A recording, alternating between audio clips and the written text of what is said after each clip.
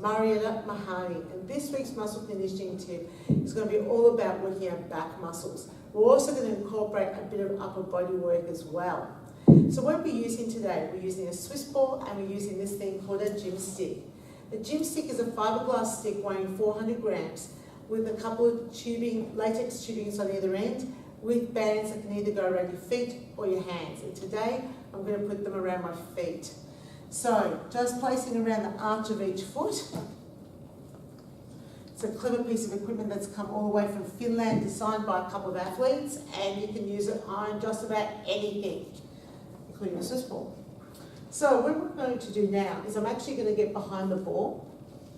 I'm going to kneel down, and I'm just going to roll forwards just a little bit so my feet stay on the floor and the stick is on the ball. So I'm going to turn a little bit more side on so you can see more clearly. So now I'm holding the stick against the ball.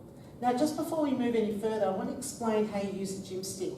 So what you can do is turn the stick so the bands wrap around the end of the Gymstick, and that basically shortens the bands, which makes it a lot more challenging. So you can add resistance or take resistance off whenever you feel comfortable doing so. But I'm going to start with no resistance because I know what we're going to be doing.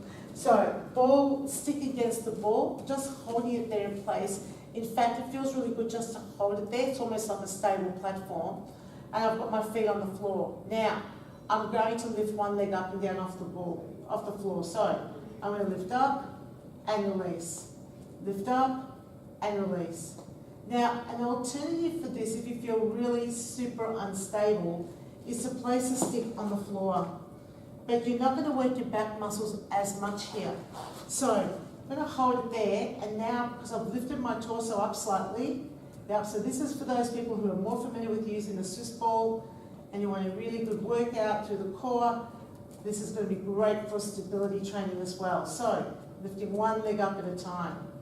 Now, I would probably do 8 repetitions, alternating from one side to the other, before I move on to the next level. Now you could also do 8 repetitions on one side. And when you do 8 repetitions on one side, your brain has an opportunity to work out how to stay more stable as you repeat the same activity. So that's also an alternative for those people who are like, the alternating stuff is really hard, I get it. So then what we're going to do is add the back exercise to this.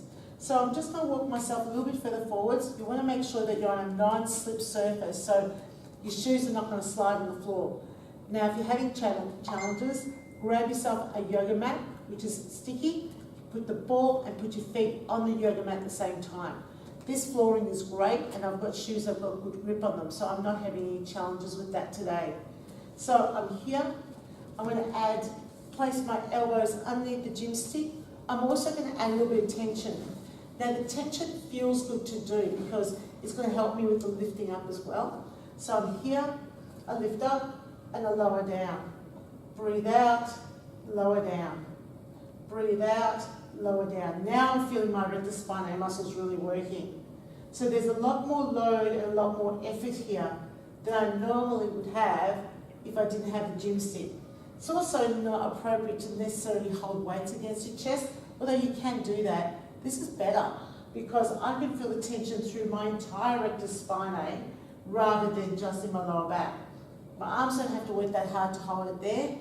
And I can add more and more tension if I wish to, without using my arms to have to hold something heavy against my body. Okay, so maybe about 8 repetitions of that.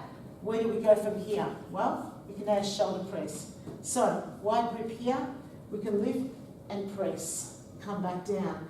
Lift and press. Now this is where it gets clever. How else would you do this with any other piece of equipment? You can't do it with a dumbbell or a barbell. It wouldn't be safe, it wouldn't be recommended, it wouldn't be good for your shoulders. But now I'm getting a good shoulder workout. I'm getting an amazing rectus spinae workout. My goodness. This is really challenging my back muscles. And I'm getting an upper body workout as well. Wow. Wow. And the entire time both my feet are on the floor. The ball's just something for me to lever off, but it's also creating an unstable platform. So I'm actually activating more than perhaps I would have if I was lying on a stable bench. All right, so if you want to work it even harder than that, what you can do is lengthen the arms completely, hold here, lower the torso, lift up, lower the torso, lift up. So breathe out as you come up. So breathe out as you come up, breathe in as you go down. Now, this is not an easy exercise. So you want to make sure that you build up to that point and make sure that you've got enough strength through your whole body to be able to stabilise on the ball as well as work against the resistance of the gym stick and your own body weight. So, great exercise for your back. The gym stick's such a cool tool. It's effective, and we often say it's simply effective. You can use a button in the middle, they'll pull it apart so you can travel with it, and they're not expensive. So for like a complete gym, it's really, really inexpensive, and you can purchase it from either my website, mariettamehanni.com, or you can go to eBay. And if you hop on YouTube, you'll see a whole bunch of different gym stick exercises there that you can to do without the Swiss ball, so you don't have to make sure you've got one of these, especially if you're traveling. Great exercise. I hope you enjoy it, and that's this week's muscle conditioning tip.